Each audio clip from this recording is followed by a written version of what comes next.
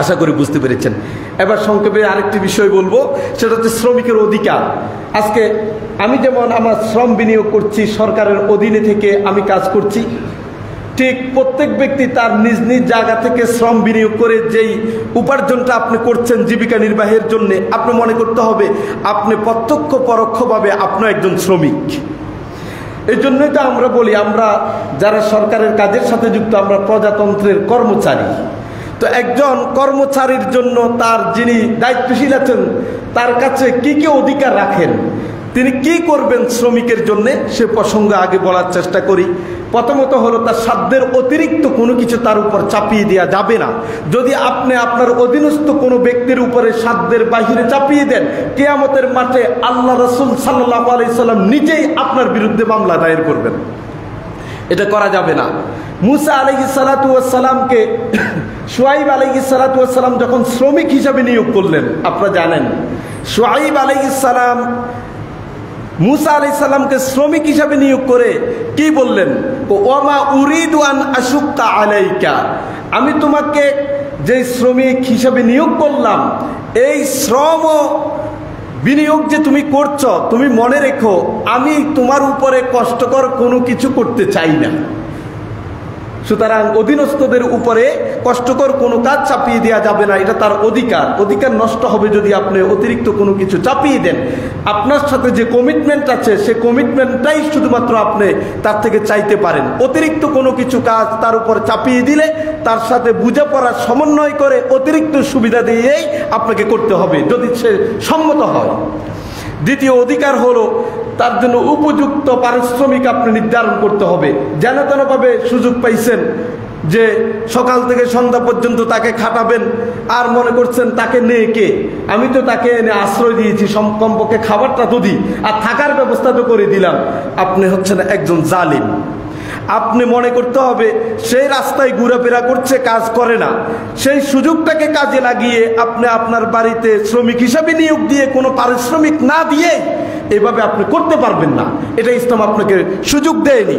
এবং আপনি ভাবছেন আমি তার প্রতি অনুগ্রহ করছি। অনুগ্রহ করছেন মানে আপনি এটা অনুগ্রহ বলছে কে, যে তোমার নেই কে, আমি তো নিয়ে এসে আমার ফ্যাক্টরিতে কাজ করেছি, আমার প্রজেক্টে তোমাকে আমি নিয়োগ দিয়েছেন, আমাকে না দিলে তো আপনার এই প্রজেক্টে আরেকজনকে দিতেন, আপনার এই কাজ তো আপনি করতেন না, আপনার তো শ্রমিক একজন নিতেন, সুতরাং সে জায়গায় আমাকে দিয়েছেন, আপনাকে ধন্যবাদ।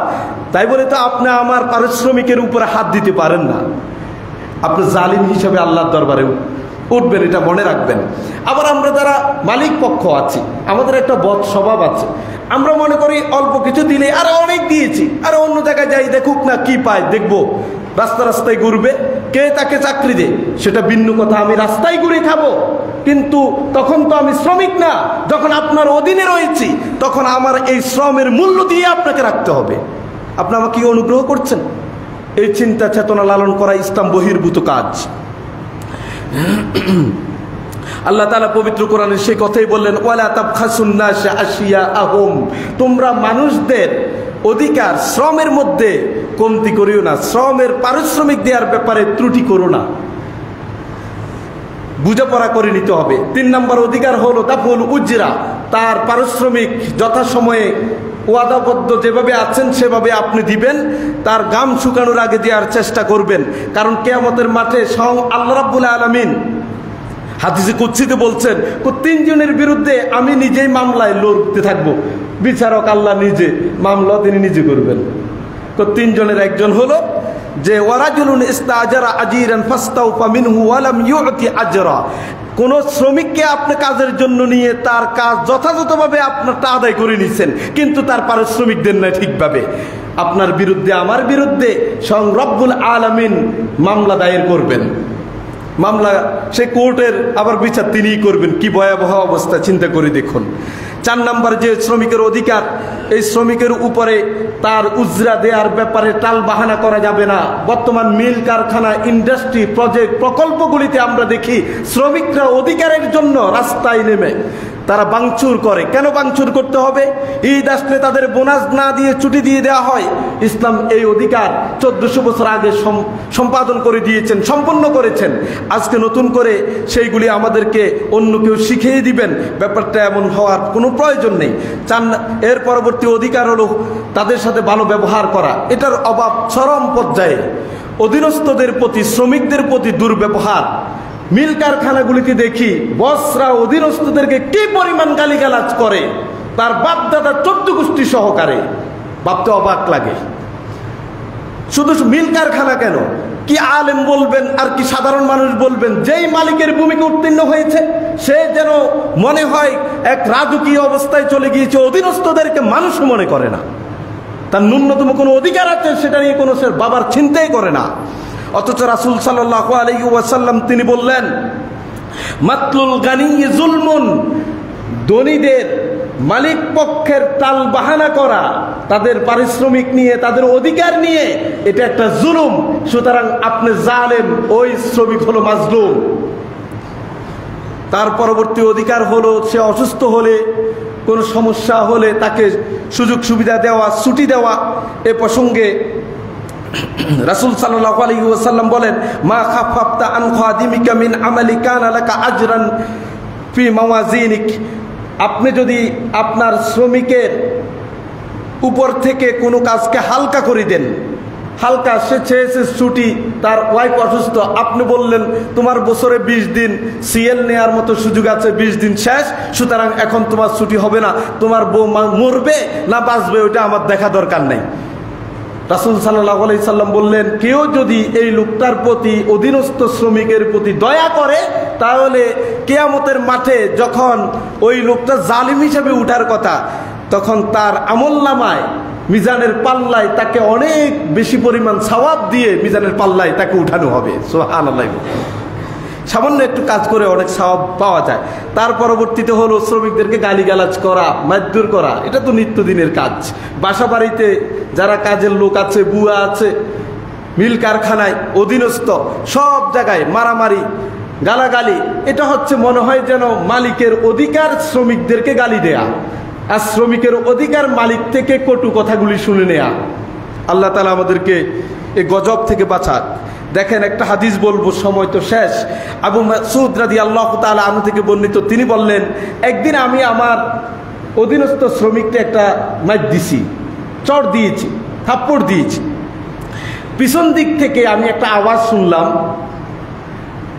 সেই আওয়াজ বলতেছে, আবু মাসউদ, লাল্লাহু আকদারু আলাইকা মিনকা আলাই। তুমি যে তাকে মাইর দিলা, এই মাইর দেওয়ার যে ক্ষমতা তুমি রাখো, তার চেয়ে মহান ক্ষমতাধর আল্লাহ তোমাকে শায়েস্তা করার জন্য ক্ষমতা রাখেন। দিছে শ্রমিককে মায়ের, পিছন দিক থেকে আওয়াজ শুনলেন। আবু মাসউদ বলে, আমি পিছনে ফিরে দেখি রাসূল সাল্লাল্লাহু আলাইহি সাল্লাম বলতেছে এই কথা। কেন বললেন? যখন তিনি রাসূলকে দেখলেন, সাথে সাথে বললেন, ইয়া রাসূলুল্লাহ হুয়া হুররুল লিওয়াজহিল্লাহ, যেহেতু আল্লাহ তাআলা এর চেয়ে বড় ক্ষমতাবান আমাকে শাস্তি দেওয়ার জন্য, সুতরাং এটা তো আমি সহ্য করতে পারবো না, এই শাস্তি নেওয়ার ক্ষমতা আমার নাই, তো লোকটাকে আমি স্বাধীন করে দিলাম, হুয়া হুররুল, যা স্বাধীন। তখন রাসূল সাল্লাল্লাহু আলাইহি সাল্লাম বলল, এই স্বাধীন করে দিই, জাহান্নামের শাস্তি থেকে বেঁচে গেলা, জাহান্নামের শাস্তি থেকে বেঁচে গেলা। হাদিসটি মুসলিমের 1657 নাম্বার। তারপরে তার ভুল ত্রুটি হলে ক্ষমা করে দিয়া। আজকে শ্রমিকদের ভুল ত্রুটি ক্ষমা করা হয় না। মনে হয় যেন মালিক যিনি, তিনি ফেরেশতা, নবী হিসেবে আবির্ভূত হয়েছেন, তার কোনো ভুল নাই, তিনি কোনো ভুল করেন না। তিনি মহান ফেরেশতা হিসাবে পৃথিবীতে মালিকের ভূমিকায় উত্তীর্ণ হয়েছেন, তিনি ভুল করবেন না। শ্রমিক ভুল কেন করে সেটা তার দেখবার কোনো প্রয়োজন নাই। ইসলাম এ অধিকার সেই মহানুভব মালিককে দেননি। মালিকের উচিত মানুষ হিসাবে ভুল ত্রুটি এগুলিকে মার্জনা করা। সর্বশেষ আল্লাহর বিধান পালনে তাকে সহযোগিতা করা। অনেক কোম্পানিগুলি বলে দাঁড়িয়ে রাখতে পারবেন না, নামাজ পড়ার সময় এগুলি আমরা দিতে পারবো না, অনেক কথা বলেন, পর্দা করার কোনো বিধান নেই, মহিলারা মা বোনেরা কাজ করে, সেখানে বলে যে মিল কারখানা বাদ দেন, শিক্ষা প্রতিষ্ঠানে আজকে আমরা দেখি কয় যে হিজাব খুলেই প্রতিষ্ঠানে যেতে হবে তোমাকে। আল্লাহ তাআলা আমাদেরকে বুঝার তৌফিক দান করুন। সময় আমাদের হাতে নেই, তো সর্বোপরি আমি যে কথাটুকু বলতে চাই যে আমাদের প্রত্যেকের উচিত আমাদের অধীনস্থদের যে অধিকার সেটা আদায় করা, পাশাপাশি মালিক পক্ষের প্রতি শ্রমিকের করণীয় কি? এতক্ষণ তো শুনলেন শ্রমিকের পরে স্টিম রোলার মালিক চালায়, শ্রমিকরা কি আসলে একেবারে খুব ভালো মানুষ নাকি? আমাদের অনেক শ্রমিকদেরকে দেখবেন চুরি, লুটপাট এবং মালিকের সম্পদ নষ্ট করা, তার ওয়াদা পূর্ণ না করা, তার অধিকার যেভাবে চুক্তিবদ্ধ হয়েছে সেগুলির কোনো দেখভাল না করে যেন তেনভাবে স্বেচ্ছাচারীপূর্ণ আচরণ করে। ইসলাম এই অধিকারও তাকে দেয়নি। এজন্যই তো রাসূল সাল্লাল্লাহু আলাইহি সাল্লাম বললেন, ইন্নাল্লাহ তাআলা ইউহিব্বু মিনাল আমিলি ইযা আমিলা আন ইউহসিনা। আল্লাহ তাআলা ওই শ্রমিককে পছন্দ করেন যে তার সাথে যেই চুক্তি হয়েছে সেই চুক্তিবদ্ধ কাজে সুন্দরভাবে সম্পূর্ণ করে, তথা মালিকের কাজগুলি চুক্তির আলোকে সুসম্পন্ন করে, তাকে আল্লাহ তাআলা খুব পছন্দ করেন। সাথে সাথে মালিক এবং শ্রমিকের সাথে সম্পর্ক বস এবং অধীনস্থের হতে পারে না, এটা হতে পারে বাই বাই সম্পর্ক হবে। তাহলে দুইয়ের মধ্যে হৃদ্যতার সম্পর্ক তৈরি হবে। ধরেন মিল কারখানা বাদ দেন, আপনার আমার যে শিক্ষা প্রতিষ্ঠানগুলি দেখি সেখানে প্রিন্সিপালদের যে বাপ, ওনাদের বাপ দেখলে মনে হয় যে উনি যা বলবেন এর বাহিরে কোনো মতামত দেওয়ার এখতিয়ার মিল কারখানার শ্রমিকদের তো আরো অনেক পরে, তার অধীনস্থ শিক্ষকদের কোনো অধিকারে নাই। এই যে মাত্র ধরেন শনিবার ছুটি গেল, আমি একটা উদাহরণ দিয়ে শেষ করব। মন্ত্রণালয় কোনো পরিপত্র জারি করেনি, হাইকোর্ট একটা রায় দিয়েছে, মন্ত্রণালয় রিটের বিরুদ্ধে আপিল না করার কারণে রায় যথাযথভাবে রয়েছে। বাংলাদেশের অনেক প্রতিষ্ঠান বন্ধ। কিছু কিছু প্রতিষ্ঠানে দেখবেন প্রিন্সিপাল বললেন যে আমার কাছে অধিদপ্তরের চিঠি নাই, সুতরাং আমি ওই রিট আর হাইকোর্ট শুনতে চাই না, আপনাকে আসতে হবে, আসেন। আপনি সারা দেশের সব প্রতিষ্ঠান বন্ধ থাকলেও আমার প্রতিষ্ঠান খোলা, আপনাকে আসা লাগবে। মনে হয় যেন ওনার বাপ দেখে উনি এক প্রেসিডেন্ট আর যারা আছে এরা চাকর বাকর। আপনাকে মনে রাখতে হবে, ওয়াতিলকাল আইয়ামু নুদাবিলুহা বাইনান নাস, যুগের সময়ের পরিবর্তনে আপনি এমন এক পর্যায়ে যাবেন, অনেক প্রিন্সিপালকেও দেখেছি পরবর্তীতে যাদের প্রতি জুলুম করেছে তাদের অধীনস্থ হয়ে কাজ করে এখন।